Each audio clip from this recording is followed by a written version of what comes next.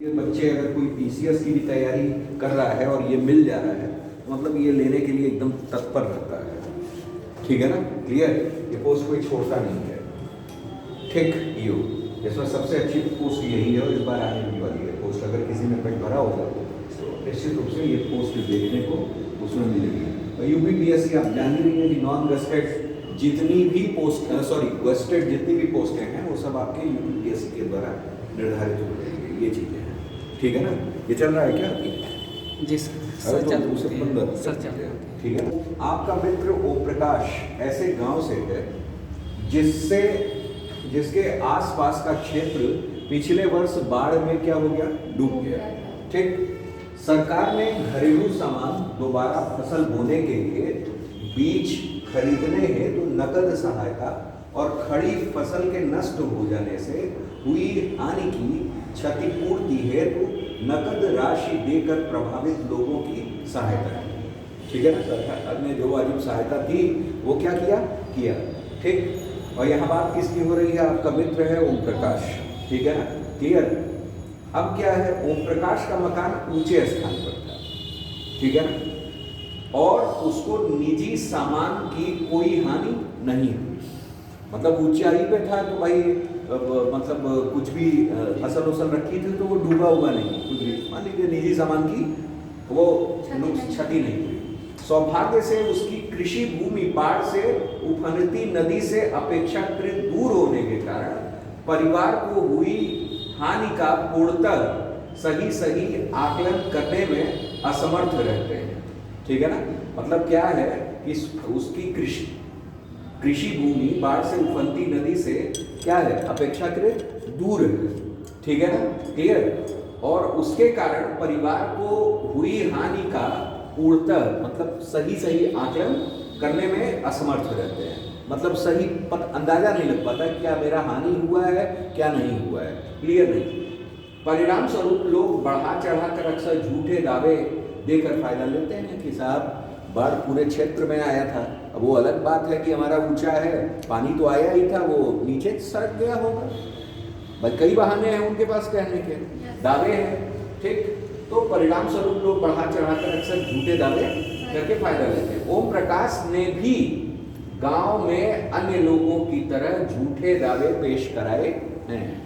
ठीक है ना, क्लियर। ओम प्रकाश के आचरण के संदर्भ में निम्नलिखित विकल्पों में उपयुक्त प्रतिक्रिया क्या हो?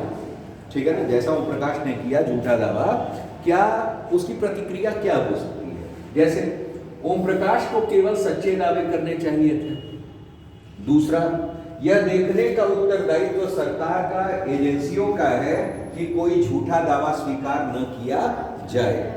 तीसरा ऑप्शन है, ये भी क्वेश्चन में ही है, आप नहीं ऑप्शंस दे रहे हो, ठीक है ना, हर क्वेश्चन में आप देते हो। यहाँ क्या है, अपने आप है। जब हर व्यक्ति व्यवस्था को धोखा दे रहा है तो ओम प्रकाश अकेला कुछ नहीं कर सकता, उससे सबके साथ मिल जाना चाहिए। उसके बाद जब कभी प्राकृतिक आपदाएं आती हैं तो सरकारें सस्ती लोकप्रियता पाने के लिए सहायता देती है और उन्हें लाभों को कम कर देना चाहिए। ये चार ऑप्शंस है, ठीक है ना। इसमें सरकार को भी जिम्मेदार ठहराया गया है, ओम प्रकाश को भी जिम्मेदार ठहराया गया है। ठीक, इसमें सरकार के प्रतिनिधियों को भी जिम्मेदार ठहराया गया है। ठीक, तो कौन सा ऑप्शन सही है उसके हिसाब से आपको विश्लेषण करना है। यहां दिया है पहला विकल्प सही है, क्या कि ओम प्रकाश को सही दावे पेश करने चाहिए थे। ठीक है ना, क्लियर। आपको कितना भी मान लीजिए पकड़ में आ जाए, ठीक, क्योंकि आज ऐसे वैज्ञानिक शोध हो चुके हैं जिसके जरिए आपको पता तुरंत चल जाता है, चोरी आपकी पकड़ी जाएगी। ठीक है ना, क्लियर। और जो परीक्षण या निरीक्षण करने वाले होते हैं वो निश्चित रूप से एक ऐसे पद पर आसीन हैं तो निश्चित रूप से कुछ उनकी योग्यता होगी तभी उस पद पर आसीन है। ठीक है ना, वो तुरंत ही क्या कर लेंगे, पकड़ लेंगे। ठीक, तो यहाँ चीजें हैं, अब जान लीजिए। पहला विकल्प सही है। वस्तुतः नैतिक जिम्मेवारी की भावना आदमी के अपने मन से उपजती है। यहाँ इनकी नैतिकता भी होनी चाहिए थी, क्या कि ओम प्रकाश की, कि वो अपनी नैतिकता नहीं छोड़ते, और जितना लग रहा था उनको कि बस हो सकता है कि मेरी भी कुछ क्षति हुई हो, उसी में थोड़ा सा उनको बोलना चाहिए था।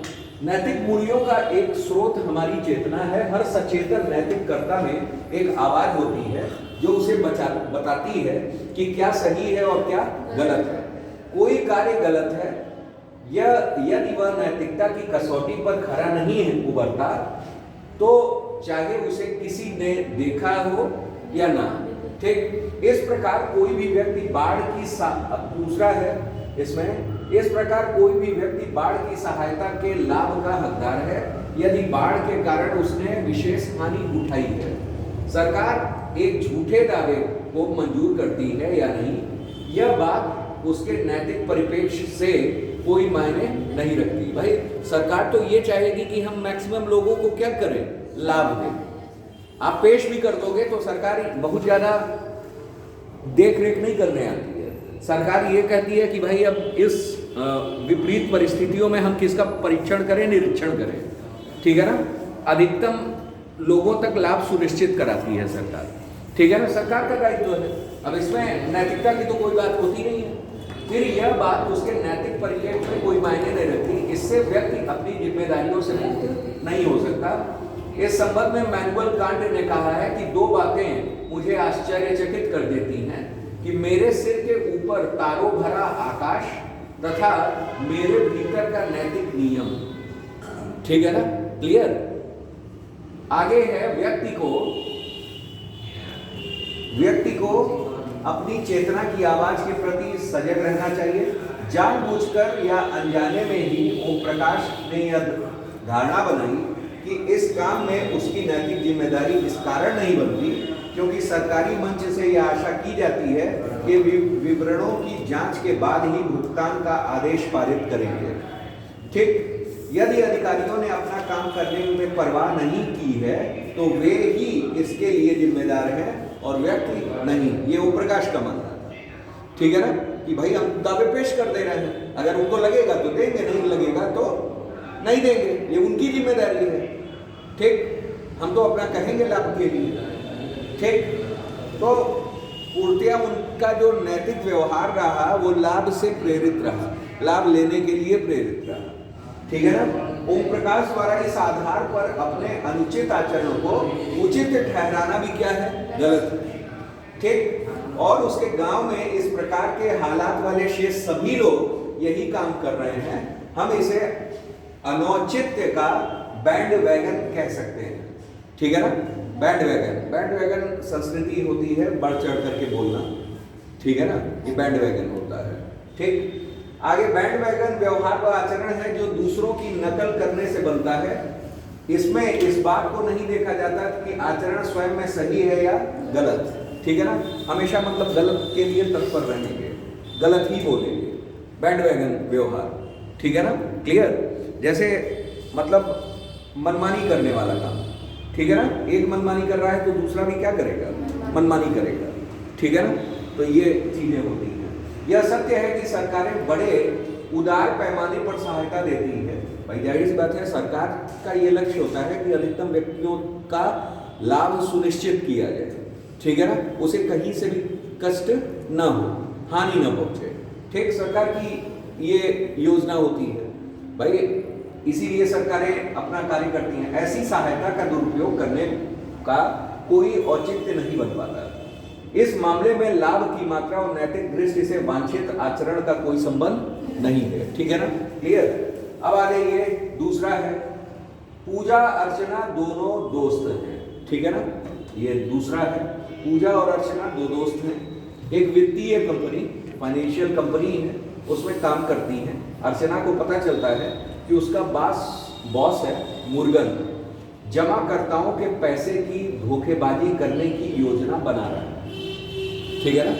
जो भी जमा है, सेविंग्स हैं, उन पैसों में धोखेबाजी करने की क्या बना रहा है, योजना बना रहा है।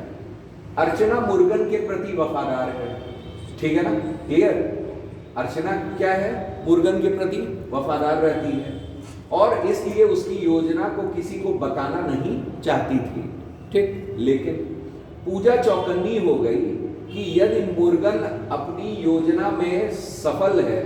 अच्छा, उसने ये बात किसको बताई? पूजा को बताई, ठीक है ना, जो उसकी गहरी मित्र है। ठीक, पूजा चौकन्नी हो गई कि भाई यदि अगर मुर्गन अपनी योजना में सफल हो जाता है तो कहीं ना कहीं कंपनी की वित्तीय स्थिरता को क्या होगा? खतरा होगा, कंपनी फाइनेंशियल स्टेबिलिटी नहीं रह जाएगी। ठीक, क्लियर। और जमाकर्ताओं की बर्बादी के साथ ही कर्मचारियों की नौकरी भी किस में आ जाएगी? खतरे में आ जाएगी। वह साहस करके इसकी सूचना मुख्य वित्त अधिकारी को देती है। इसके बाद मुर्गन की धोखाधड़ी की योजना असफल हो जाती है और कहानी का सुखद अंत हो जाता है। ये कहानी है, ठीक है ना। दो सहेलियां हैं, पूजा और अर्चना। ठीक, एक अधिकारी है मुर्गन, फाइनेंशियल स्टेबिलिटी के लिए उसको रखा गया है। सेविंग्स को वो जो होती है उसमें धोखाधड़ी करता है। ठीक, इस बात को पूजा को बताया जाता है अर्चना द्वारा, लेकिन यहाँ ये भी शर्त है कि अर्चना जो है, ठीक है ना, मुर्गन के लिए काफ़ी वफादार है, ये शर्त है। ठीक, वो नहीं बताना चाहती है, केवल अपने मित्र को बता दी। लेकिन पूजा ने क्या किया? पूजा ने इसे मुख्य सूचना अधिकारी को बता करके उनको क्या कर दिया? बर्खास्त करवा दिया, जिससे कि एक सुखद अंत हो गया और फाइनेंशियल स्टेबिलिटी बनी रही, ठीक है ना। नौकरी भी नहीं गई, ठीक, लोगों की, और जिन लोगों ने जमा किया था उनका पैसा भी नहीं डूबा। तो ओवरऑल ये कहानी है। अब क्या है ऑप्शंस आपके पास? जैसे दिया है पूजा ने जो किया उसके लिए सर्वाधिक उपयुक्त प्रक्रिया क्या होगी, ठीक है ना। पहला क्या? पूजा को पूरे मामले में चुप रहना चाहिए था, ऐसा था। दूसरा क्या? पूजा की प्रतिक्रिया पूर्णतः क्या है? उचित है। तीसरा क्या? पूजा अपने मित्र के प्रति वफादार नहीं रही। भाई अर्चना ने कुछ जान के बताया होगा, भाई देखो बताना मत, ठीक। फाइनली उसने क्या कर दिया? बता दिया, तो वफादार रही मित्र के प्रति? नहीं। चौथा, पूजा को कहानी में शामिल नहीं होना चाहिए था और उसे अर्चना पर ही बात छोड़ देनी चाहिए थी कि वह जो उचित समझे करे, ठीक। अब पहली बात यह है कि पूजा भी उस कंपनी की क्या थी? स्टाफ थी, तो उसकी भी कंपनी के प्रति क्या होती है? जिम्मेदारी होती है, ठीक है ना। हाँ, एक दफे मित्रता के स्तर पर यह हो सकता था कि भाई तुम भी उस कंपनी की स्टाफ हो। अर्चना को वो समझा सकती थी कि तुम भी इस कंपनी की स्टाफ हो, और फाइनली क्या करो? मुर्गन को एक बार क्या करो? समझाओ, उसे वार्न करो कि अगर ऐसा मुर्गन कर रहा है तो कंपनी हित प्रभावित हो रहा है, प्लस लोगों के की जो जमा है वो भी क्या हो रही है? प्रभावित हो रही है, और कंपनी कल को वित्तीय, तुम तो अमीर होकर निकल लोगे, ठीक। वो भी नैतिकता तुम्हारी, मतलब नैतिकता के खिलाफ तुम कार्य कर रहे हो, ठीक। और फाइनली क्या कि सभी को परेशानी होगी, जितने कर्मचारी होंगे, कंपनी का भी भाई स्टेबिलिटी बिगड़ेगी, कंपनी का नाम खराब होगा, लोग जो उसमें कार्य कर रहे हैं उनका भी नाम खराब होगा और उनकी नौकरी भी जाएगी, ठीक है ना। तो कई एक के लाभ में कईयों की हानि है, ठीक है ना। और जो लाभ है वो भी नैतिकता से लाभ नहीं है, ठीक है ना। अगर नैतिक लाभ होता तो समझ में आता कि भाई तुमने अच्छा कार्य किया है तो तुम्हें पारितोषिक दिया जा रहा है, ठीक है ना। लेकिन ऐसा कुछ नहीं है, ठीक। तो ओवरऑल यहाँ जो ऑप्शन दिख रहा है वो ऑप्शन क्या दिख रहा है? सही दो। आप लोगों के हिसाब से क्या दिख रहा है?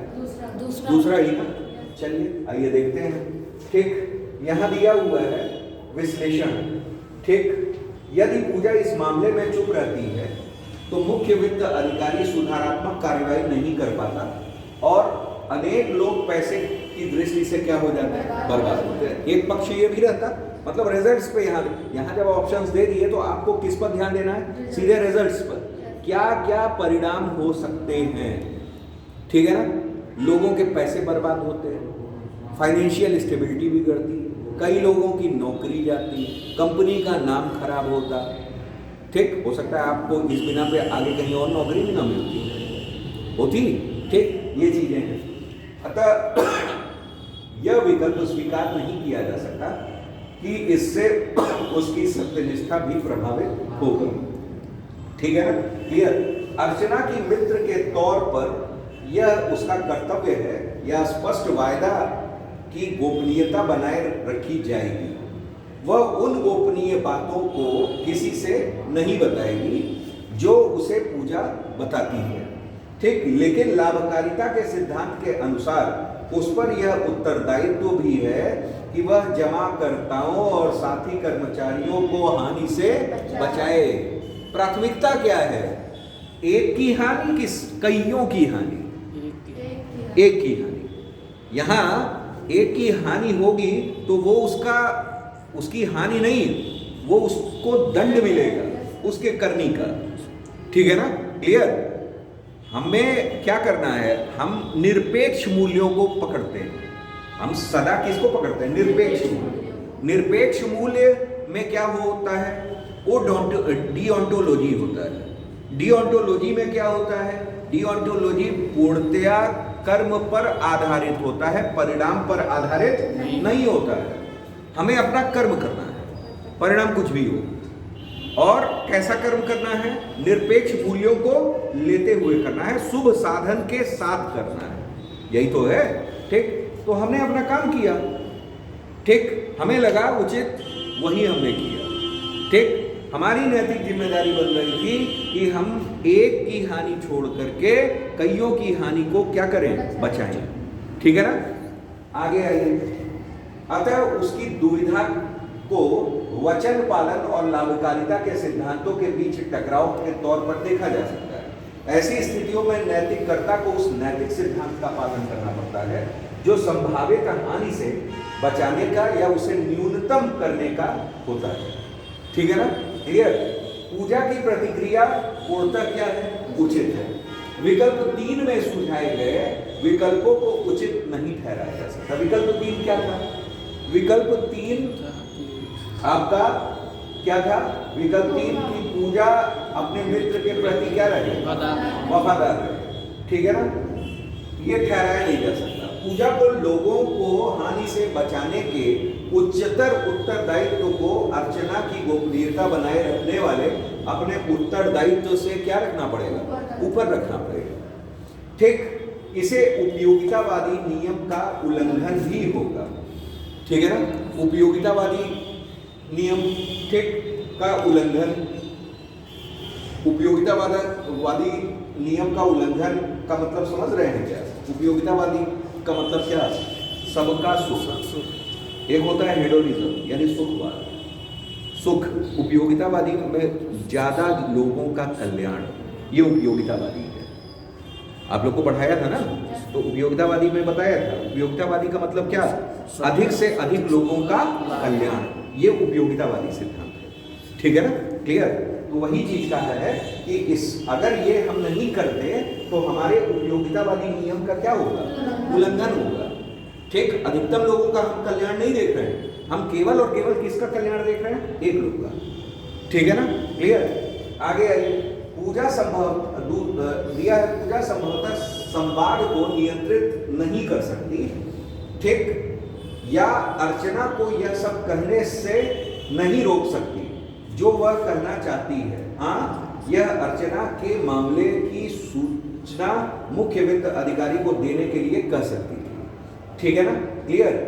कि मतलब अर्चना से क्या, जो अभी मैंने नहीं कहा कि वो एक दफे डायरेक्ट न जा करके, ठीक, आप एक बार अर्चना आपको बता रही है पूजा को, तो पूजा को एक दफे ये जरूर करना चाहिए था कि अर्चना से कहना चाहिए, ठीक है ना? लेकिन वहां एक पक्ष ये भी हो सकता है कि वो वफादार किसके प्रति है?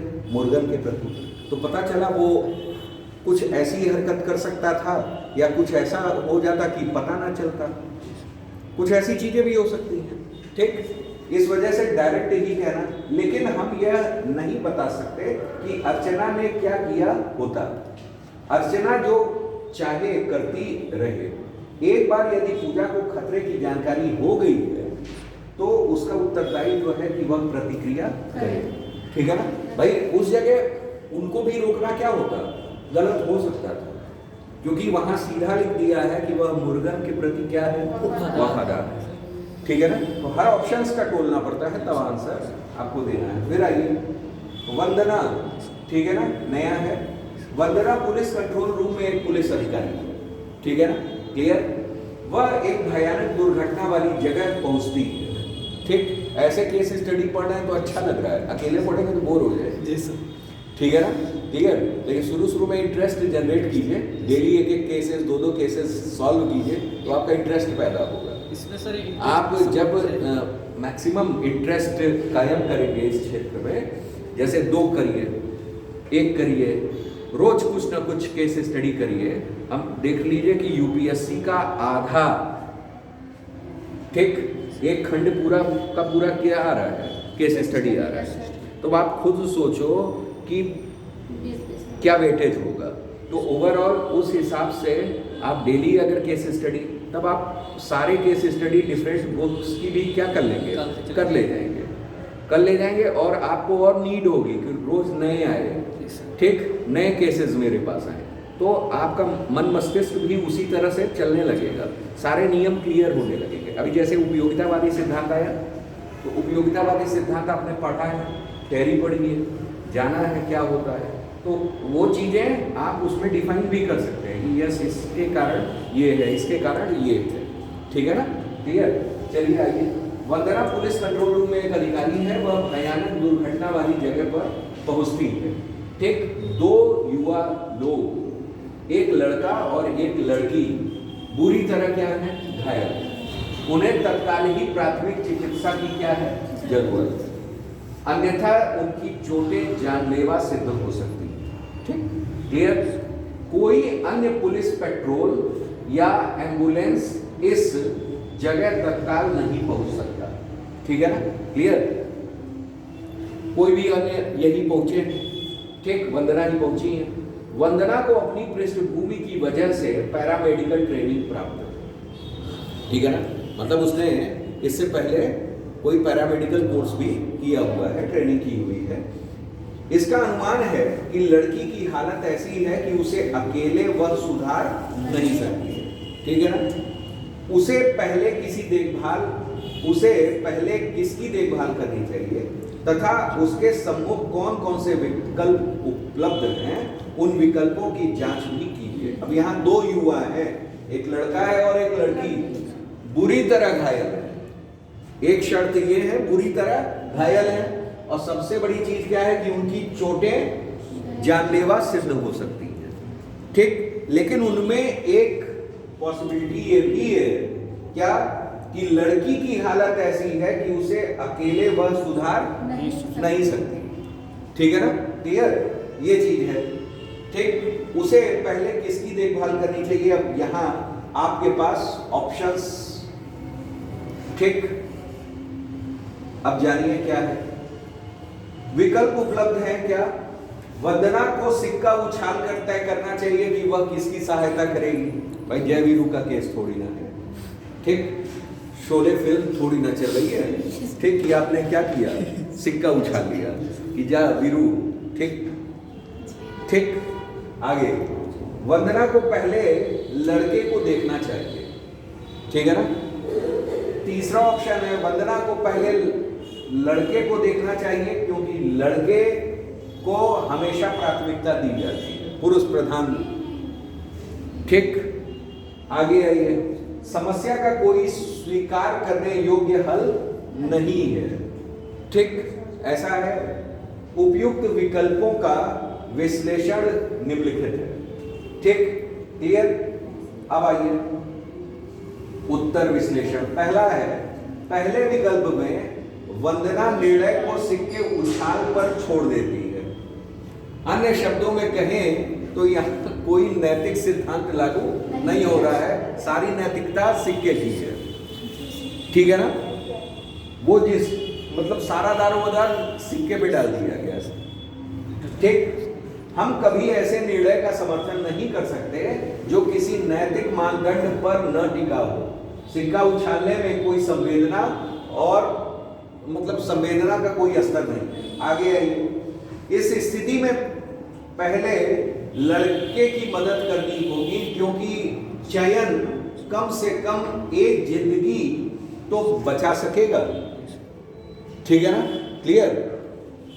यदि वह लड़की की मदद पहले करती है तो ऐसा हो सकता है कि दोनों ही मर जाए।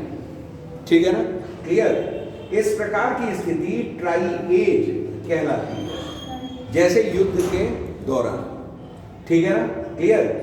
जिसमें घायल सैनिकों को साधनों की उत्पादकता और समय के आधार पर चुना जाता है। भाई जो ज्यादा इंजर्ड है, बचने की संभावना कम है, तो उनको हम लोग क्या कर देते हैं, छोड़ देते हैं। और जिनके कम हैं, चांसेस बचने के हैं, ठीक उनको क्या किया जाता है, तुरंत रेफर कर दिया जाता है।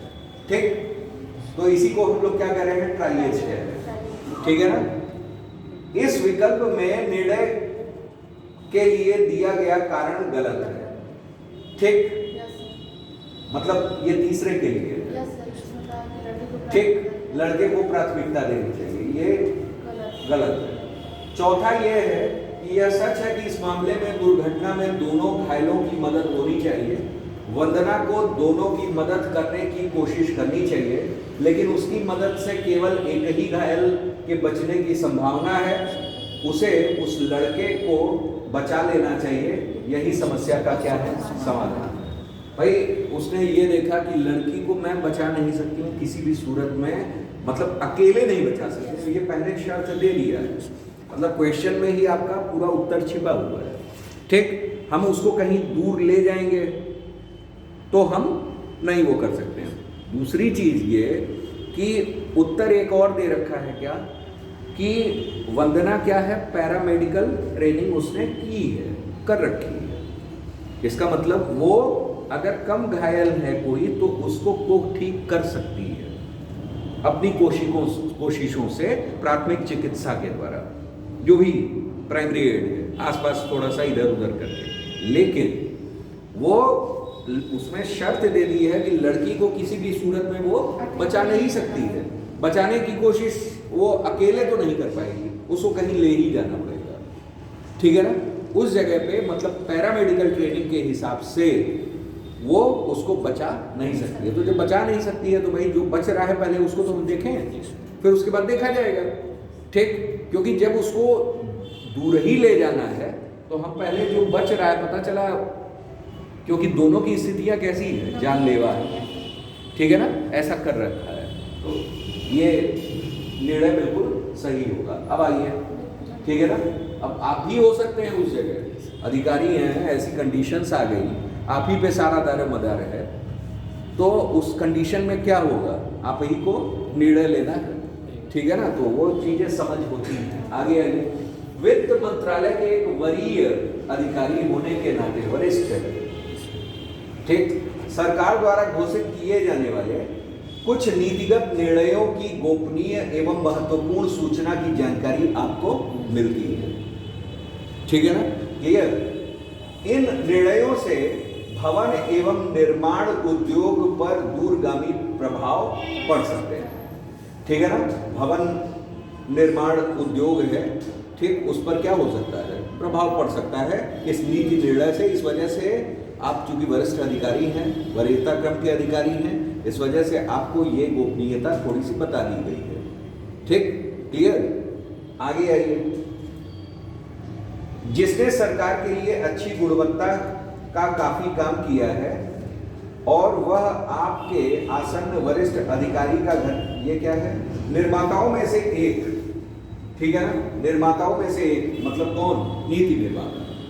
ठीक है ना, निर्माताओं में से एक ऐसा है जिसने सरकार के लिए एक अच्छी गुणवत्ता का काफी काम किया है और वह आपके आसन्न वरिष्ठ अधिकारी का क्या है, घनिष्ठ है, जिन्होंने आपको उक्त सूचना का उस निर्माता का अनावृत करने के लिए संकेत भी दिया है। ठीक है ना, मतलब क्या है कि वह आपके आसन्न वरिष्ठ अधिकारी का घनिष्ठ है, जिन्होंने उक्त सूचना यानी गोपनीय सूचना जो थी का उस निर्माता को, जो निर्माता है, ठीक, का को अनावृत यानी ओपन करने का, यानी खुलासा करने के लिए संकेत भी दिया है।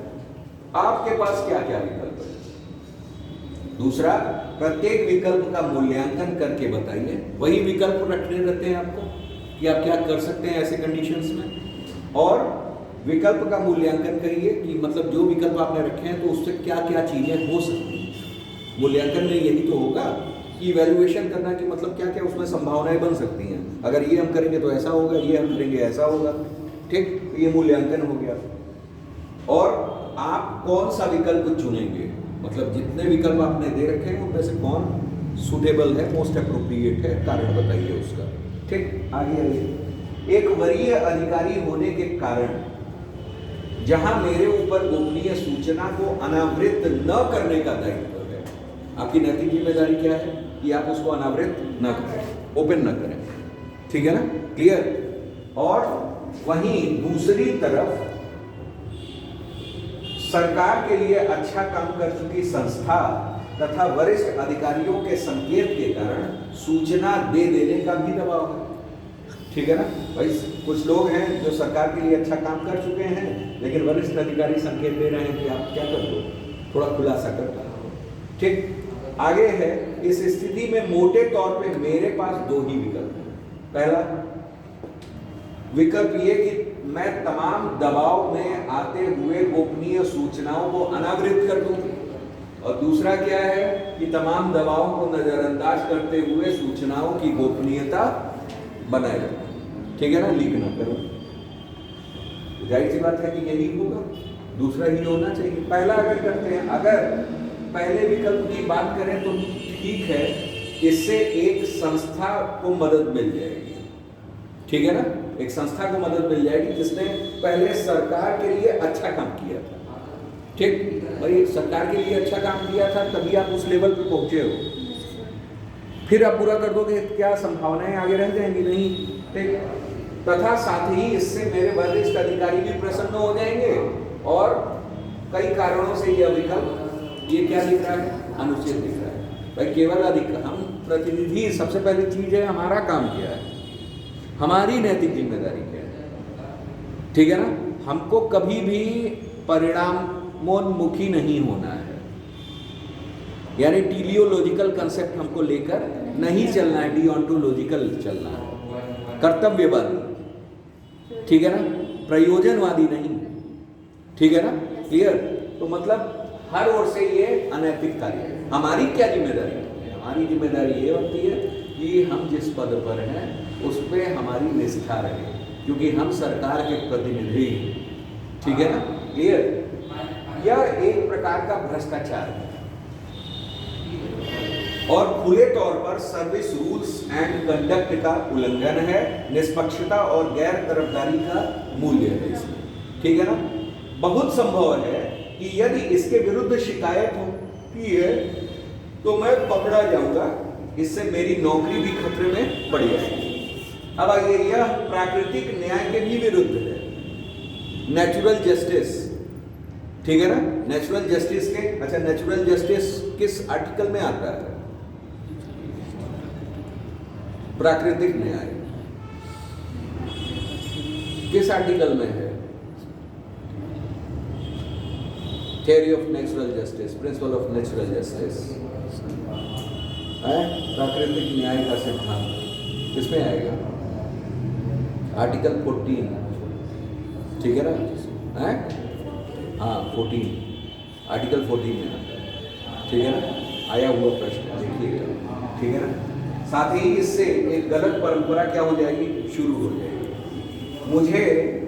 मुझसे आगे भी यह उम्मीद की जाएगी कि मैं इस तरह का अवैध लाभ पहुंचाऊं। भाई एक बार आपने ओपन कर दिया, बार बार फिर खुलासा करिए। ठीक, इसलिए पहला विकल्प अपनाने योग्य नहीं है। दूसरे विकल्प में यद्यपि मेरे आसन्न बॉस अप्रसन्न होने का खतरा है। ठीक है ना, क्लियर। उनकी नौकरी तो जाएगी नहीं, बॉस बस अप्रसन्न होंगे हमसे, खफा खफा से रहेंगे, वो अलग बात है। ठीक, लेकिन इससे भविष्य में मुझे नुकसान भी उठाना पड़ सकता है। हो सके बॉस हमारे प्रमोशन डिमोशन इस सबको क्या कर दें थोड़ा सा, लेकिन इससे मेरी ईमानदारी सत्यनिष्ठा जैसे मूल्यों की रक्षा होगी। उसमें तो पक्का जाना है। क्यों? क्योंकि पता चला अगर पकड़े गए, ठीक है ना, तो भी जाएंगे, नहीं भी पकड़े गए तो वो फिर बार बार उसी चीज को कहेंगे।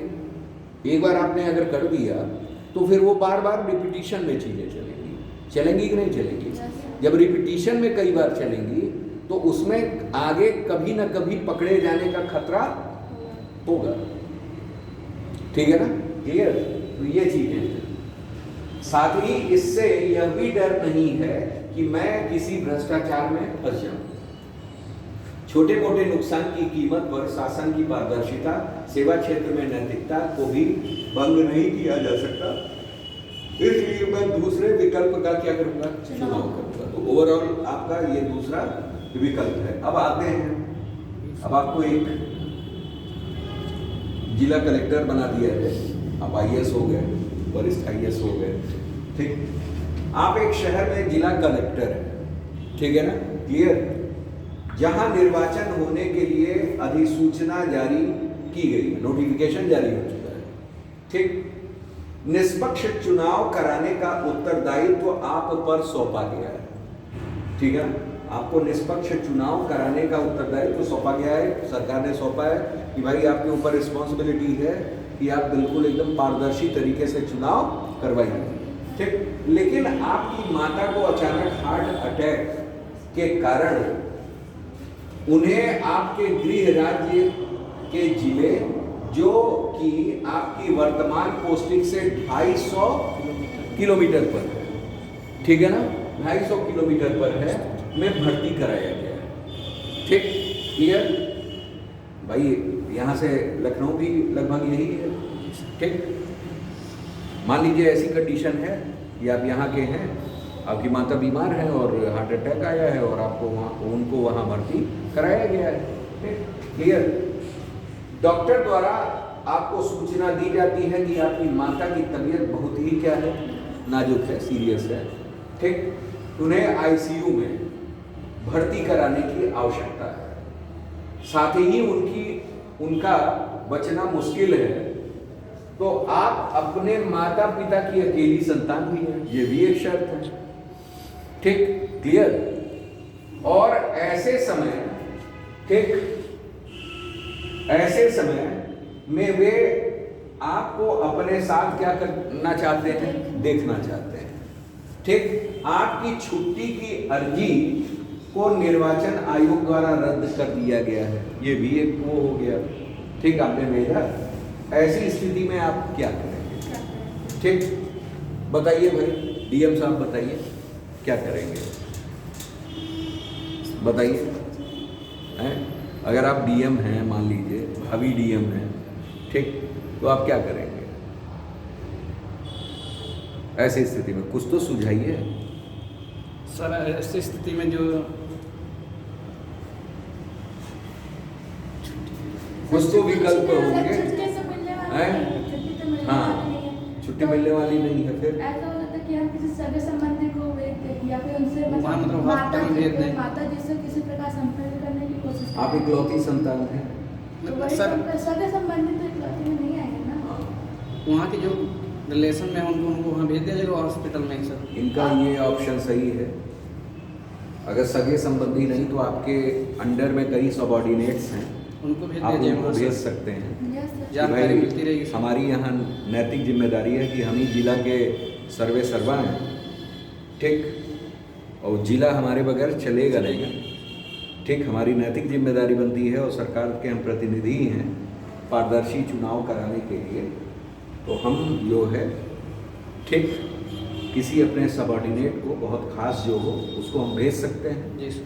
ठीक, जिसका बहुत ज़्यादा रोल उसमें नहीं है, क्योंकि भाई कलेक्ट्रेट में कई डिपार्टमेंट आते हैं, कई उसके लोग आते हैं, सबका तो चुनाव में बहुत कार्य रहता नहीं, किसी को आपने भेज दिया। ठीक, क्लियर? कि जाओ भाई देखभाल कर लो। और माता जी को क्या करना? आश्वासन देना कि मैं बहुत जल्द जस्ट चुनाव करवा के वहाँ पहली, ठीक है ना, मतलब ज्यों खत्म हुआ त्यों ही आपके समक्ष आ जाऊंगा। इससे यहाँ भी नहीं बिगड़ा, ठीक है ना। ये पॉसिबिलिटी दिख रही है, यही उचित दिख रहा है जो भी है, ठीक है ना। इसके अलावा और कोई ऑप्शन? यदि ये चुनाव गया भाड़ में, सबसे पहले हम, ठीक, हम इकलौते हैं, अरे हमारे माता पिता ने ये सब- जायदाद से बेदखल कर दिया तो ये सर गलत है। कदम हो गया है। गलत कदम होगा। अच्छा, नहीं ठीक। और कोई सही कदम? सर टेक्नोलॉजी का उपयोग मतलब माता जी से वीडियो का या फिर किसी तरह बिल्कुल से- सही। ये चीजें हो सकती हैं, वीडियो कॉल के जरिए आदमी बात कर उनको सकता है। संतुष्ट है ठीक। जो है आप सामने आज तक तकनीक ऐसी है, ये ऑप्शन का भी प्रयोग कर सकते हैं भाई। Yes, sir. हर संभावनाओं पे नजर रखनी है, दूरदृष्टिता इसी को कहते हैं, ये ध्यान में रखिए। चलिए आइए देखते हैं। दिया हुआ है, मुझे इस स्थिति में व्यक्तिगत बनाम प्रशासकीय नैतिक दुविधा की स्थिति में रखा गया। यहाँ एक आपका एथिकल डायलेमा है, ठीक है ना। एक हमारा पर्सनल और एक हमारा प्रोफेशनल, ठीक है ना भाई। एक हमारा नैतिक दुविधा, एक हमारा एडमिनिस्ट्रेटिव और एक हमारा पर्सनल व्यक्तिगत। अब दी गई दोनों स्थितियों में मेरी व्यक्तिगत उपस्थिति की मांग करती है, ठीक है ना। मेरी भाई दोनों स्थितियों में मेरी उपस्थिति अनिवार्यता मांग रही है कि माता जी के पास हम ना पहुँचे तो दिक्कत, और यहाँ चुनाव में न रहें तो हो सकता है अराजक तत्व तो अपना काम कर आए और पारदर्शी न हो पाए, ठीक है ना। क्लियर? तो ये चीज़ें वहाँ दोनों स्थिति मेरे लिए अनिवार्य है। अब लेकिन कौन सबसे अनिवार्य है उसे देखना है, ठीक। वहाँ मेरा व्यक्तिगत हित है और यहाँ क्या है, समाज का हित है कि अगर गलत व्यक्ति चुन लिया गया और पारदर्शी चुनाव नहीं हुआ तो हमारी जवाबदेही बनेगी इसके लिए लोगों के प्रति, क्योंकि हम सिविल सेवक हैं, ठीक। उनके प्रति हमारी जवाबदेही बनती है और निश्चित रूप से कहीं ना कहीं हम उनके अधिकारों का हनन कर रहे हैं। भाई वो तो भाई चुनाव वोट डाल दिए, अपना अधिकार ठीक डाल गए, लेकिन हमारा अधिकार ये, हमारी जिम्मेदारी ये थी कि हम उसको पारदर्शी तरीके से करवाएं। वो हम करवा नहीं पाए। व्यक्तिगत हित ज़्यादा रखे सर्वोपरि और लोगों का हित, लोकहित को दूर रखा मैंने, ठीक। तो ये कहीं ना कहीं नैतिक दुविधा बनी हुई थी। आगे आते हैं कि मैं तुरंत अपने काम को खत्म करके माता के पास जाना चाहूँगा और कोशिश करूँगा कि उसी दिन वापस आ जाऊँ, ठीक। मैं डॉक्टरों से अपनी माता के स्वास्थ्य की अपडेट भेजते रहने की क्या करूँगा, गुजारिश करूँगा कि आप लोग अपडेशंस भेजते रहिए, ठीक है ना। क्लियर? मैं सरकार में वरिष्ठ अधिकारियों से बात करके अपनी माता की देखभाल के लिए एक मेडिकल स्टाफ की क्या करूँगा, मांग करूँगा, ठीक है ना। क्लियर? घर से हॉस्पिटल की दूरी 250 किलोमीटर है तो चुनाव आयोग से अनुमति लेकर अपनी माता से मिलने का भी प्रयास करूँगा, ठीक। मैं अपनी निगरानी में निष्पक्ष और शांतिपूर्ण ढंग से निर्वाचन करवाने के लिए निम्नलिखित कदम उठाऊंगा। मैं अपनी अनुपस्थिति की सूचना निर्वाचन आयोग को देता रहूंगा, ठीक। मैं यह सुनिश्चित करने का प्रयास करूंगा कि हमारे अधीनस्थ और सहयोगी अपने कार्यों और कर्तव्यों के प्रति जागरूक रहें ताकि मेरी अनुपस्थिति में चुनावी तैयारियां बिना किसी परेशानी के हो सके। मैं अपनी अनुपस्थिति की सूचना चयनित सहयोगियों को ही दूंगा, ठीक है ना, जो मेरे वफादार रहेंगे, ठीक, ताकि सामान्य धारणा बनी रहे कि जिला कलेक्टर शहर में ही है, जिससे कार्य सुचारू रूप से क्या हो चलता रहे, ठीक। मैं सभी प्राधिकारियों और हितधारकों से लगातार संपर्क में रहने का प्रयत्न करूंगा। कार्य करते समय मैं अपनी माता से भी संपर्क में रहने का प्रयास करूंगा, ठीक, ताकि वह सुखद महसूस कर सके।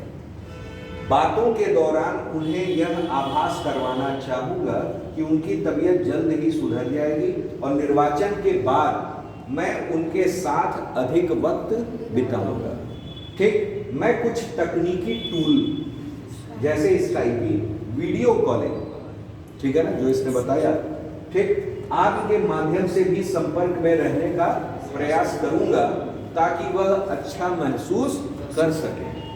वो हर संभव चीज, ठीक, जो हम कर सकते हैं, ठीक है ना।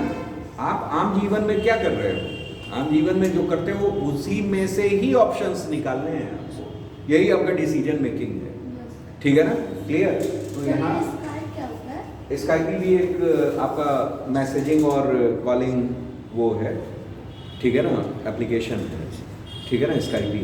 जैसे कुछ दिनों चला था वो ये टेलीग्राम भी तो है, स्काइपी हो गया, ये सब वीडियो कॉलिंग के वो हैं, ठीक है ना, ऐप है। ठीक, आगे आइए। आप देश के लिए एक प्रमुख तकनीकी संस्थान के अध्यक्ष हैं। संस्थान शीघ्र ही प्रोफेसरों के पद के लिए चयन हेतु आपकी अध्यक्षता में साक्षात्कार पैनल का गठन करने वाला है। ठीक, साक्षात्कार से कुछ दिन पहले आपके पास एक ज्येष्ठ शासकीय अधिकारी के निजी सचिव का फोन आता है। फिर से सुन लीजिए कि आप देश के एक प्रमुख तकनीकी संस्थान के क्या है, अध्यक्ष, भाई टेक्निकल इंस्टीट्यूट है, आप उसके प्रेसिडेंट है। संस्थान शीघ्र ही प्रोफेसरों के पद के चयन हेतु आपकी अध्यक्षता में साक्षात्कार इंटरव्यू पैनल गठन करने वाला है। ठीक, क्लियर। साक्षात्कार से कुछ दिन पहले आपके पास एक ज्येष्ठ शासकीय अधिकारी के निजी सचिव का फोन आता है। एक शासकीय अधिकारी थे, शासन में थे, ठीक है ना, सेक्रेटरीट सचिवालय में थे, उनके निजी सचिव थे, ठीक है ना, पर्सनल असिस्टेंट थे, उनका कॉल आया कि जिसमें आपको उक्त पद के लिए उस अधिकारी के एक निकट संबंधी के पक्ष में चयन करने की अपेक्षा की जाती है कि भाई हमारे रिलेटिव है, थोड़ा उन पर ध्यान दे दीजिएगा, ठीक है ना, क्लियर। निजी सचिव यह भी बताते हैं कि आपके संस्थान के आधुनिकीकरण के लिए बहुत समय से लंबित महत्वपूर्ण वित्तीय अनुदान के प्रस्तावों का उन्हें ज्ञान है। उन्होंने कहा कि आप जिस संस्थान में हैं, बहुत दिन पहले आप लोगों ने रिपोर्ट लगाई थी कि वित्त व्यवस्था थोड़ा ठीक सुधरा हुआ नहीं है, तो फाइल पड़ी हुई है, उस पर हम ध्यान देंगे आगे, ठीक है ना, हमारे बच्चे पे आप ध्यान दीजिए, बाकी हम ध्यान दे देंगे। ये आम भाषा में बात है, ठीक। हाँ, जिनकी अधिकारी द्वारा स्वीकृति दी जानी है, वे आपको उन प्रस्तावों का अनुमोदन कराने का आश्वासन देते हैं, ठीक है ना, क्लियर। मतलब आपने लगाया था, आपने जो रिपोर्ट लगाई थी कि हमारी वित्तीय स्थिति बिगड़ी हुई है, आप सुधारिए, आप तो संस्था के हित में लगाए थे, लेकिन वो जो वित्तीय व्यवस्था सुधारने की बात कह रहे हैं, वो किस संदर्भ में कह रहे हैं कि पहले हम अपना और फिर सबका, ठीक, सबका, पहले आत्मा फिर परमात्मा, ठीक। तो यहाँ अब आपके पास केस पूरा है, अब आपको विकल्प चयन करना है कि कौन कौन से विकल्प हैं, ठीक है ना, क्लियर। जानिए कौन कौन से विकल्प हैं आपके पास। पहला है, आपके पास क्या विकल्प उपलब्ध है। दूसरा है, प्रत्येक विकल्प का मूल्यांकन कीजिए और बताइए कि आप कौन सा विकल्प चुनेंगे और क्यों। बात वही है, ठीक। आइए जान लेते हैं। इस स्थिति में मेरे पास निम्नलिखित विकल्प उपलब्ध है। फोन को नजरअंदाज करते हुए अपना कार्य करता रहूं और साक्षात्कार के द्वारा सर्वश्रेष्ठ प्रत्याशी का ही चयन करूं। वह सर्वश्रेष्ठ प्रत्याशी वह व्यक्ति भी हो सकता है जिसकी सिफारिश की गई है। बिल्कुल सही, ठीक। कोई भी अगर नैतिक पुरुष होगा और कर्तव्य परायण होगा तो निश्चित रूप से उसकी रिस्पॉन्सिबिलिटी, उसकी जवाबदेही, उसका उत्तरदायित्व तो सब यही है, क्या कि सिलेक्शन को हमेशा पारदर्शी रखे, ठीक। हो सकता है जिसकी तरफदारी ये लोग कर रहे हैं, जिस स्टूडेंट की, वह योग्य हो और वो स्वयं ही हो जाए, उनके तरफदारी की आवश्यकता न पड़े, ठीक है ना, क्लियर। इससे उनका भी हित हो जाएगा और भाई संस्था में पारदर्शी तरीके से चयन होगा और योग्य व्यक्ति को उसकी जगह मिलेगी, ऐसा होगा, ठीक। आगे आइए। निजी सचिव का प्रस्ताव मान लूं और अधिकारी के निकट संबंधी का चयन कर लूं। इससे यद्यपि एक कम योग्यता वाला व्यक्ति संस्थान में आ सकता है, परंतु इससे अधिक महत्वपूर्ण वित्तीय अनुदान भी प्राप्त हो जाएंगे, जो संस्था के विकास के लिए क्या है, आवश्यक है। संस्था बिल्कुल एकदम पिछड़ रही है, अपने मानकों पर खरी नहीं उतर रही है, उसके लिए वित्तीय अनुदान की आवश्यकता है। तो हमें बस एक ही व्यक्ति का तो चयन करना है, हम कर दें, हमारा स्थिति वित्तीय अनुदान से सुधर जाएगा, जो ग्रांट इन एड आएगा, और फाइनली हमारी संस्था हो सके उच्चतर मानकों को प्राप्त कर ले, ठीक, क्लियर। ऐसा भी हो सकता है। लेकिन अब देखिए दो ऑप्शंस आपके पास हैं। तीसरा है निजी सचिव ने जिस प्रत्याशी की सिफारिश की है उसे चयन सूची से बाहर करवा दूं, बदला ले लूं, ठीक है ना, और उसे साक्षात्कार में इतने कम अंक प्रदान करूं कि उसका चयन किसी भी कीमत पर ना हो पाए, ठीक है ना, क्लियर। चौथा, पूरे घटनाक्रम की सूचना पुलिस को देकर उससे अधिकारी पर कार्रवाई करने के लिए अनुरोध करो। अब आपके पास चार ऑप्शंस हैं, आपके लिए उपयुक्त क्या है? ठीक है ना, पहला ऑप्शन मोस्ट अप्रोप्रिएट है। हर बात पे पुलिस को सूचना नहीं दी जा सकती। भाई वो सचिव रैंक पे है, पुलिस उनके सामने कुछ नहीं बोल देगा, ठीक, क्लियर, मामला रफा दफा हो जाएगा, ठीक। तो चीजें ये है। अब आइए इन विकल्पों में से पुलिस के पास जाने का विकल्प उचित नहीं है, क्योंकि केवल एक फोन आया। भाई हर वो किसी को अपनी बात रखने का अधिकार है, उन्होंने अपनी बात रख दी, मानना ना मानना वो आपका है। हर बात में आप पुलिस को इन्वॉल्व थोड़ी ना कर देंगे। पुलिस कानून व्यवस्था बिगड़ने के लिए, बिगड़े तो सुधारने के लिए, ठीक, क्लियर। इसके अलावा कुछ भी नहीं। कुल मिलाकर अधिकारी के विरुद्ध कोई प्रमाण नहीं है। हो सकता है अधिकारी भाई हालचाल लेने के लिए किया हो, आप झूठा आरोप लगा रहे हो, पुलिस तो ये भी कहेगी कि उसका साक्ष्य दीजिए, आप रिकॉर्ड किए हो।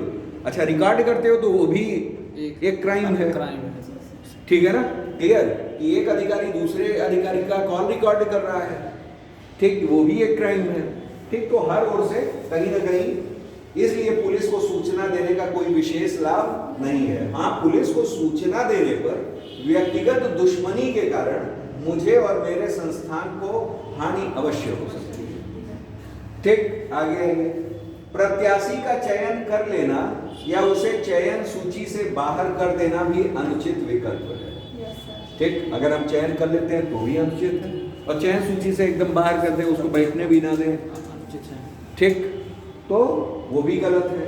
उस प्रत्याशी का चयन कर लेने से भले ही संस्था का कुछ आर्थिक लाभ हो जाए, पर इससे गलत परंपरा की नींव भी पड़ी है, ठीक है ना। भविष्य में हो सके उस अधिकारी के कोई और रिश्तेदार भी आ जाए कि चलो वो तो अपना इंस्टीट्यूट है, हम करवा देते हैं, ठीक है ना, एक का करवाए हैं, दो का और करवा देंगे, यही ना, ठीक। तो वो परंपरा बन जाएगी। किसी शिक्षण संस्थान की गुणवत्ता उसके शिक्षकों से ही आकी जाती है, और इस मामले में समझौता नहीं किया जा सकता जब तक कहाँ गया, यस सर, नीचे जब तक यह स्पष्ट प्रमाण नहीं है कि सिफारिश प्रत्याशी ने ही लगवाई है, तब तक उसे चयन प्रक्रिया से बाहर करने का कोई औचित्य नहीं है। अगर वह वास्तव में योग्य है तो उसे चयन का अवसर मिलना चाहिए। अगर वह अयोग्य है तो योग्यता के अनुसार चयन किए जाने पर वह स्वयं चयनित नहीं हो पाएगा, और साक्षात्कार समिति के अध्यक्ष के रूप में मेरा सारा जोर योग्यता निष्पक्ष चयन पर होना चाहिए।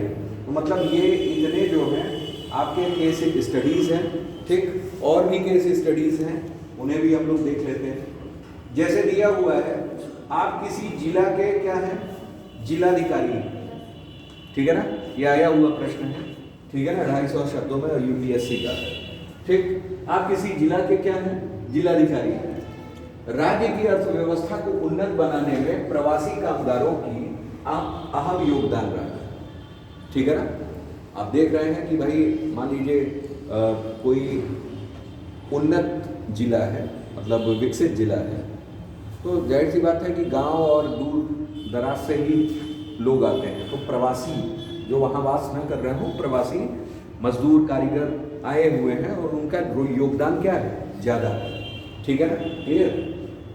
कामगारों का अहम योगदान रहा है। आपके जिले की एक 14 माह की बच्ची के साथ एक प्रवासी व्यक्ति ने दुष्कर्म करने की कोशिश की, जिससे न केवल जिले में अपितु पूरे राज्य में कामगारों के प्रति घृणा का माहौल व्याप्त हो गया, ठीक है ना, क्लियर। कुछ स्वार्थी तत्व इस परिस्थिति का फायदा उठाने के लिए क्या है, प्रयास कर रहे हैं। कामगारों को डरा धमका कर माहौल को और खराब करने की कोशिश की गई है। ठीक है ना, क्लियर? गलती एक की और भुगत सभी रहे हैं। ठीक है ना, क्लियर?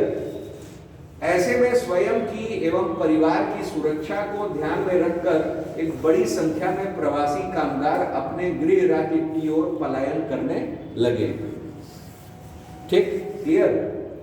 रिवर्स माइग्रेशन, और ये रिवर्स माइग्रेशन कोरोना काल में भी देखा गया। ठीक, इससे न केवल राज्य की छवि खराब हो रही है बल्कि जिले की आर्थिक स्थिति भी क्या हो रही है, छीड़ हो रही होने की संभावना है। अब आइए, ऐसे में एक लोक सेवक होने के नाते आपके दायित्व क्या है एवं ऐसी परिस्थितियों से सामना होने पर आप क्या करेंगे?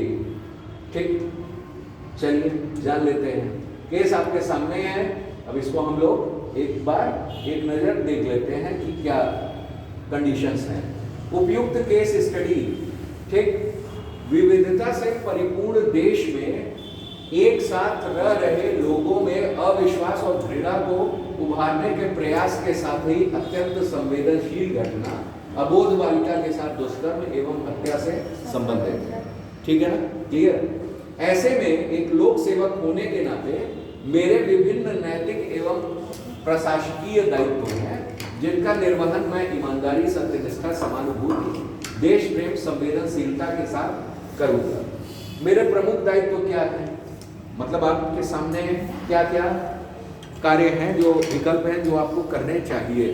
पहला, बालिका के साथ अत्याचार करने का प्रयास करने वाले दोषी को कानूनी प्रक्रिया से दंड दिलाना बिल्कुल सही है। ठीक, क्लियर? दूसरा, संबंधित राज्य के आर्थिक और सामाजिक हितों की भी रक्षा करना है, क्योंकि वो प्रवासी जो कामगार हैं उन्हीं के जरिए हमारे राज्य, हमारे जिले की आर्थिक स्थिति और आर्थिक स्थिति तो सुधर रही है, सामाजिक सुधरे न सुधरे। ठीक है ना, क्लियर? दूसरा क्या है भाई, बालिका के साथ बलात्कार की कोशिश हुई है और भी चीज हुई है तो अन्य कामगारों को भगाया जा रहा है, तो इससे सामाजिक भी क्या हो रहा है, बिगड़ रहा है। तो वहाँ सामाजिक हित की भी क्या करना है, रक्षा करना है। तो आर्थिक और सामाजिक हित दोनों है। आर्थिक हित किसका? प्रवासियों का। और समाज का क्या हित? मतलब जो जिले में लोग रह रहे हैं, जो आरोप लगा रहे हैं। विविधता में एकता की संस्कृति को आगे बढ़ाने का प्रयास करना। जाहिर सी बात है कि भाई विविधता होनी चाहिए, और उसी वजह से क्या हो रहा है कि मतलब अर्थव्यवस्था सुधर रही है। घृणा के माहौल का विस्तार करने वाले लोगों पर सख्त कार्रवाई करना। उक्त परिस्थिति से सामना होने पर मेरे द्वारा उठाए जाने वाला कदम निम्नलिखित है। पहला क्या? सर्वप्रथम दोषी व्यक्ति की पहचान और गिरफ्तारी के लिए त्वरित प्रयास करना। ठीक, असामाजिक तत्व जो घृणा फैला रहे हैं, ठीक है ना, मतलब अफवाह फैला रहे हैं, अफवाह से बहुत चीजें बिगड़ती हैं, उन पर युक्त कार्रवाई करूंगा। ठीक है ना, क्लियर? तीसरा क्या? स्थानीय लोगों को, दोषियों को यथाशीघ्र दंडित करने का आश्वासन दिला करके क्या करूंगा? शांत करने का प्रयास करूंगा। ऐसा बताऊंगा कि भाई जो दोषी है वो विकृत मानसिकता का प्राणी था, उसने ऐसा किया। इसका मतलब ये नहीं है कि उस समाज के सभी लोग, कामगार जो प्रवासी हैं, वो सभी विकृत मानसिकता से युक्त हैं। ठीक है ना, क्लियर? ऐसा कहीं से भी आप नहीं कर सकते हैं, क्योंकि इससे पहले ये वाकया कभी हुआ भी नहीं है कि अनेकों मामले दिख रहे हों या समथिंग कुछ इस तरीके का दिख रहा है, आए दिन ऐसे खबरें हो रही हों, तो हम मान सकते हैं एक समय। लेकिन केवल एक व्यक्ति ने अगर ऐसा किया है तो एक व्यक्ति के आधार पर सबको दोषी नहीं ठहराया जा सकता। ठीक है ना, क्लियर? तो युक्त ये तो आपको करना पड़ेगा, और साथ ही कि जो लोग ऐसी मानसिकता फैला रहे हैं उनके लिए युक्त ठीक कार्रवाई करना। ठीक है ना, आगे आइए।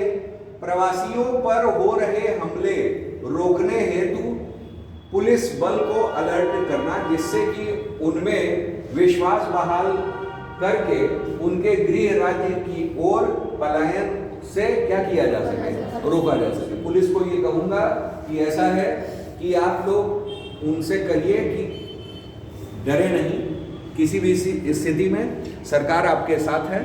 ठीक, कुछ अराजक तत्वों की वजह से, उनके कृत्यों की वजह से, ठीक, आपको जाने पे मजबूर करना पड़ रहा है, मतलब लोग कर रहे हैं। आप उस परिस्थितियों को समझिए और अपने गृह मतलब राज्य में ना जाइए, ठीक है ना, यहाँ टिके रहिए, आपको खतरा नहीं होगा।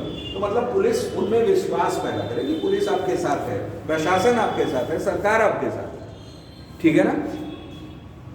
अतः स्पष्ट है कि उक्त प्रयासों से अबोध बालिका के प्रति न्याय किया जा सकेगा एवं प्रयासवासियों की वापसी को रोककर राज्य की छवि के साथ साथ राज्य की आर्थिक गतिविधियों को छीड़ होने से भी रोका जा सके। साथ ही भविष्य में बच्चों से दुष्कर्म, हत्या जैसी घटना दोहराई न जा सके, इस हेतु विभिन्न कानूनों का प्रभावी क्रियान्वयन भी करना सुनिश्चित किया जाए। मतलब ऐसी कार्रवाई अगर हो रही है तो जो दोषी है उसको सख्त सजा दी जाए। इस वजह से दी जाए कि आगे लोगों के लिए क्या हो कि मतलब उनका सबक हो, ठीक है ना, कि ऐसी कार्रवाई न करें, ऐसा मतलब कुछ ना करें। दूसरों एक के लिए दूसरे को दोषी ठहराना, सभी को दोषी ठहराना, ठीक, गलत है। और तीसरा ये कि जो अफवाह हैं, असामाजिक तत्व हैं, ठीक है ना, उड़ाने वाले, ठीक, कि मौके को नाजुक देख करके और माहौल बिगाड़ना, ऐसे लोगों पे भी सख्त कार्रवाई होनी चाहिए। ठीक, कि आप मतलब एक तो पहले से माहौल बिगड़ा, आप उसमें और नमक छिड़क रहे हो यार, ठीक, तो आपको क्या करना चाहिए, सुधारना चाहिए। ठीक, तो ये चीजें होनी चाहिए। चलिए अगला है हमारा, पश्चिमी देशों में महिलाओं के साथ दुर्व्यवहार, ठीक है ना, यौन शोषण करने वाले लोगों के खिलाफ आवाज उठाने की समय सीमा खत्म करके अग्रगामी प्रयास किए जा रहे हैं। यहां देखिए, फिर से पढ़ लीजिए, दिया है पश्चिमी देशों में महिलाओं के साथ दुर्व्यवहार, ठीक है ना, यौन शोषण करने वाले लोगों के खिलाफ आवाज उठाने की समय सीमा खत्म करके अग्रगामी प्रयास किए जा रहे हैं। यहां चल रहे आंदोलन का प्रभाव भारत में भी द्रष्टव्य होने लगा है, ठीक है ना, क्लियर। आप एक कर्तव्यनिष्ठ पुलिस अधीक्षक हो, उक्त आंदोलन से प्रेरित होकर के आपके समक्ष एक महिला शिकायत लेकर के आती है कि एक वरिष्ठ अधिकारी ने उसके साथ तब दुष्कर्म किया था जब वह 17 वर्ष की थी, ठीक है ना, क्लियर, और चुप न रहने पर जान से मार देने की धमकी भी दी थी। अब वह न्याय चाहती है एवं त्वरित कार्रवाई करने की मांग कर रही है, ठीक है ना। ऐसे में उस अधिकारी ने महिला की शिकायत नहीं दर्ज करने का आदेश दिया है और आज्ञा पालन न करने पर आपको भ्रष्टाचार के आरोपों में फंसाने की धमकी भी दी है। ठीक, उक्त परिस्थितियों में आपके समक्ष उपलब्ध विकल्पों का उल्लेख कीजिए और विकल्पों के गुण दोषों पर चर्चा करते हुए सर्वोत्तम विकल्प बताइए, ठीक है ना। आपने सुना होगा एक अभियान चला था मी टू करके। मी टू में ये था कि उस अभियान में पश्चिम देशों में क्या चल रहा था कि मान लीजिए उनके साथ कभी भी यौन शोषण हुआ है अगर, तो वो उस समय नहीं, ठीक, लेकिन बाद में जब भी यथासंभव हुआ उन्होंने क्या किया, अपनी जो भी आप बीती थी वो सब सुनाई, इवन मीडिया तक पे बातें आई, अन्य भी चीजें आई, ठीक है ना, क्लियर।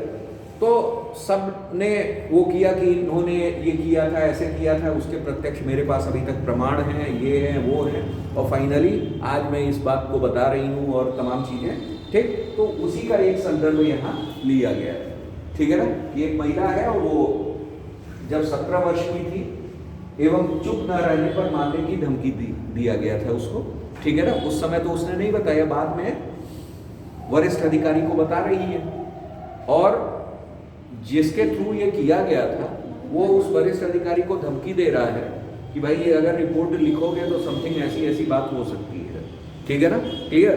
तो मुद्दा पूरा यही है। अब जानिए इसमें क्या है, ठीक। जैसे इसमें दिया हुआ है ये उपयुक्त केस स्टडी महिलाओं के खिलाफ हुए अपराधों को सबके सामने लाने हेतु स्वयं उसके द्वारा चलाए गए अभियान के साथ ही एक सिविल सेवक की नैतिकता, समानुभूति, महिलाओं के कल्याण के प्रति उसकी अभिवृत्ति जैसे गुणों का परीक्षण करने से संबंधित है, ठीक। उक्त परिस्थिति में मेरे समक्ष उपलब्ध विकल्प निम्नलिखित हैं।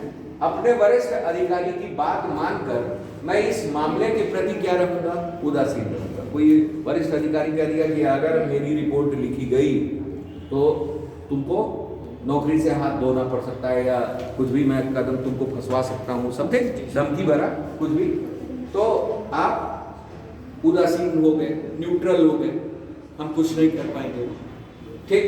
अपना स्थानांतरण किसी अन्यत्र स्थान पे करवा दिया, अपना ट्रांसफर, क्योंकि मेरे पास आया है रिपोर्ट लिखने के लिए और मैं रिपोर्ट लिखने को तैयार नहीं हूँ, तो मुझे अधिकारी भी दोषी बनाएंगे, पता चला वो लड़की भी खींचेगी और फिर फाइनली मैं फंसूंगा मामले में। तो इस वजह से मैं न्यूट्रल बना रहा हूँ और किसी दूसरे जगह ट्रांसफर ले लूँ।